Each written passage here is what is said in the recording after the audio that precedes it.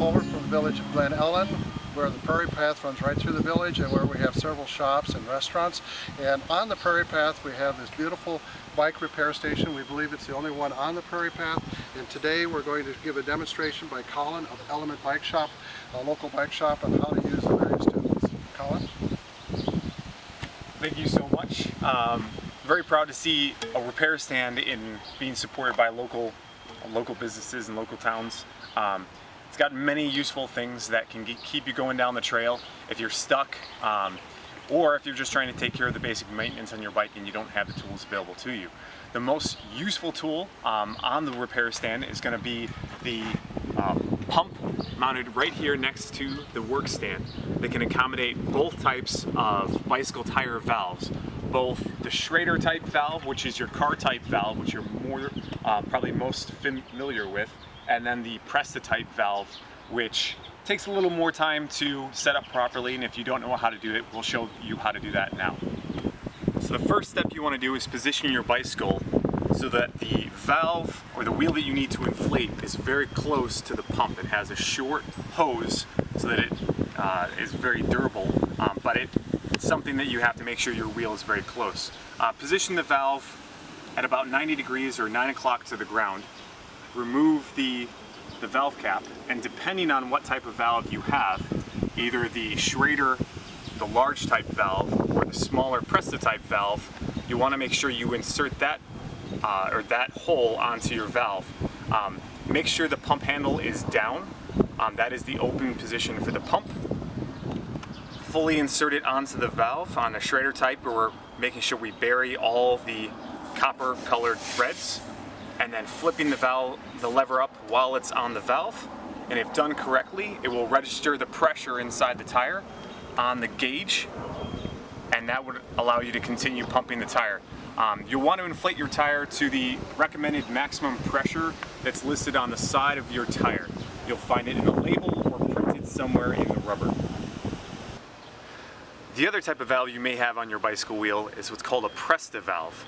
It utilizes the smaller of the two holes on the pump head and works a little differently than the Schrader valve. The first step would still be the same, of removing the valve cap if your tire has one. The next step is loosening the valve nut that locks the valve closed when you don't want to accidentally bump air out of it. You thread that out with your fingertips and it stops when it gets to the very end. There's no way to remove it, but only when it's fully to the end can you pump up the tire. Now the next step is to bump the valve to make sure that air can come out of it. Sometimes they get stuck, and trying to pump it up without first releasing the air will prevent air from going in. When you're putting the pump head on, make sure that you're pushing the pump head straight onto the valve with the handle down first, and then locking it onto the valve while pushing down on the valve still to register the pressure in the pump. If you need to use one of the many tools that are connected to the work stand, the best place to put your bike is up in the work stand.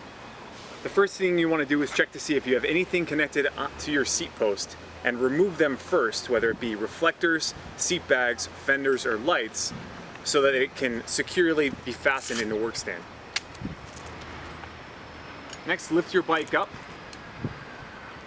and put the seat post between the two jaws of the work stand and balance it right in the middle.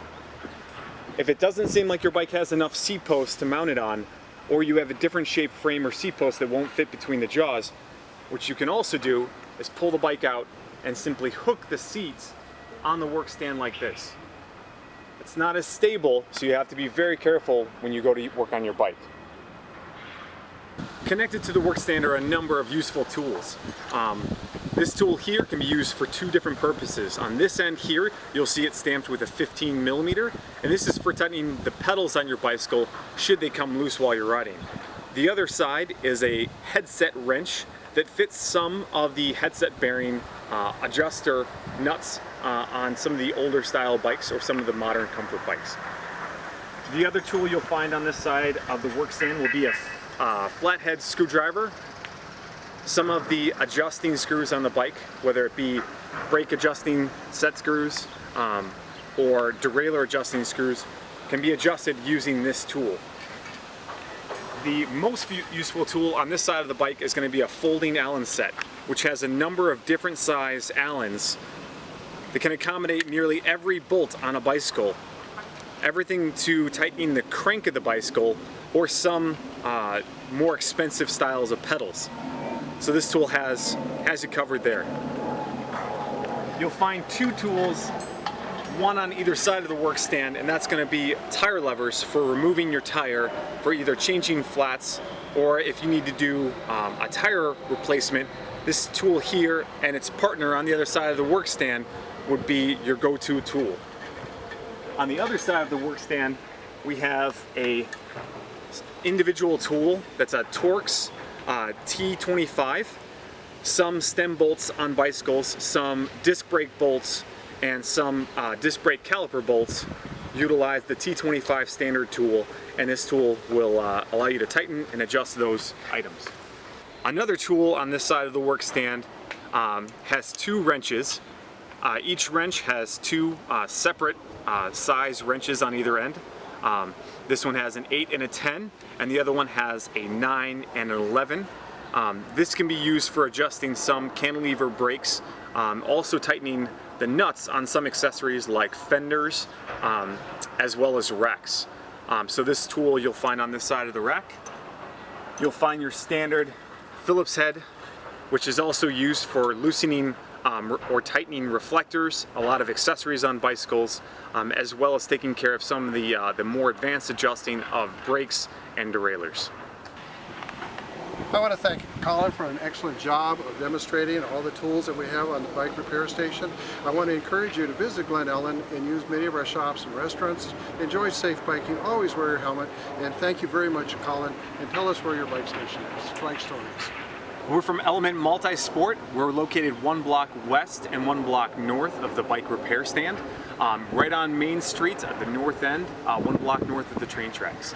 If you have additional questions or have issues with your bike that you can't take care of yourself here at the bike workstation, feel free to stop on by. We love helping out with basic bike repairs, and we can also take care of those and more advanced repairs if necessary to help you have a great day riding the beautiful paths around Glen Ellyn.